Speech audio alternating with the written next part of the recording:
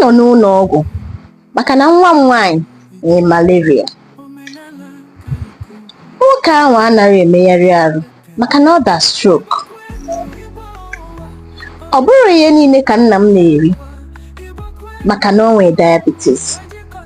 Nke a na ndị ọzọ bụ sụbịrị ndị mmadụ na-asụ maka gịnị? Ha amaghị how to say these sicknesses. Ha amaghị the Igbo words for these sicknesses. Oya, come closer.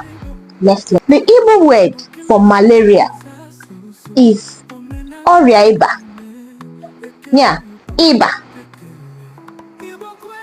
Anọ m n'ụlọ ọgwụ maka na nwa m nwaanyị na-arịa ọrịa ịba. Maka na nwa m nwaanyị nwere ịba. Malaria, ịba. Ọrịa ịba. Tuberculosis, ụkwara nta. Ụkwara nta.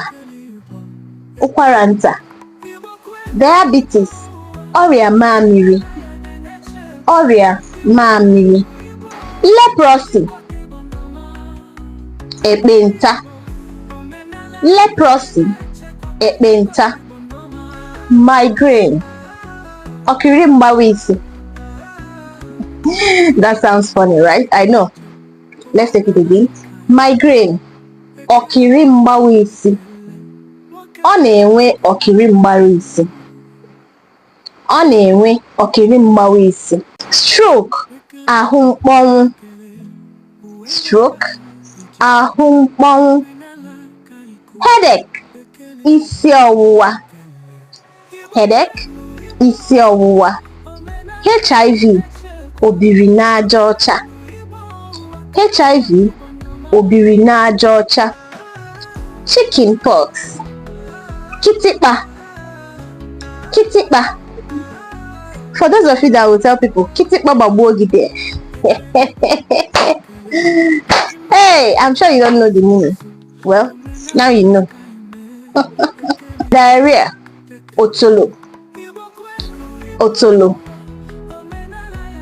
Tooth decay, eze ure.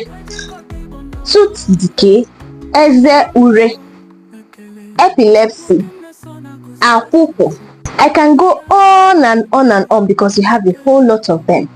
But I don't want this video to be longer than this. So what we're going to do is write in the comment section other sicknesses apart from these ones I've mentioned.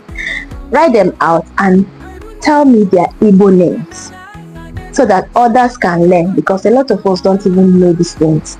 So please, let's help ourselves. And this is the end of today's tutorial. Don't forget I still remain Nwoke Mmeso. And until we meet again, bye for now.